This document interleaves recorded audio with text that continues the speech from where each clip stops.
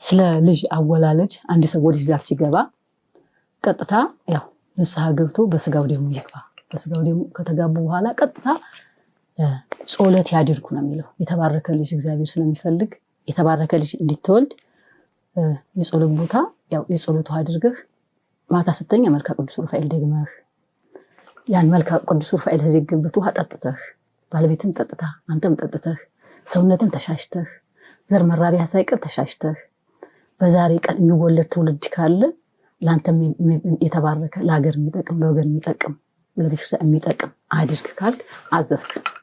ከዛ ቅዱስ ሩፋኤል ጠባቂ ነው ያልከውን ያደርግልሃል። በዛ ሰዓት አጋንንት ራሱ አብሮ አይጸነስም። ለምን ያችን እንትኗን ጾለት ያረክባትን ውሃ ጠጥተሃል።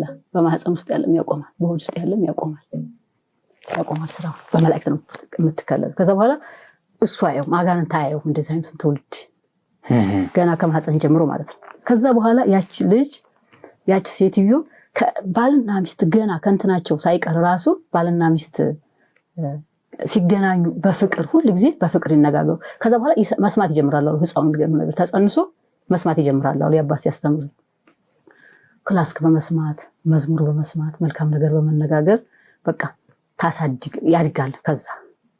ከዛ ስጋው ደግሞ በመቀበል እሷም በእንደዚህ አንተን ካሉ ከዛ በኋላ አሁን ቅዱሳኖች የሚወለዱት እንደዚህ ነበር። በዓላትን በማበል የተፈቀዱትን ቀኖች ማለት ለምሳሌ ሰኞ፣ ማክሰኞ፣ ሐሙስ ያው እንትን ካልሆነ ለዛው ቅዱስ ሚካኤል እመቤታችን ካልሆነ ባለወልድ ካልሆነ ያው አባቶች ያስቀመጡትን ካልሆነች ማለት እነዚህ ቀን ብቻ ይሁን የባልና የሚስት ቀን ራሱ ነው የሚለው። ከዛ በኋላ ግን የሚወለድ ትውልድ ራሱ የተባረከ ለሀገር የሚጠቅም ለወገን የሚጠቅም ጳጳስ ሊሆን ይችላል፣ ለሀገር መሪ ሊሆን ይችላል።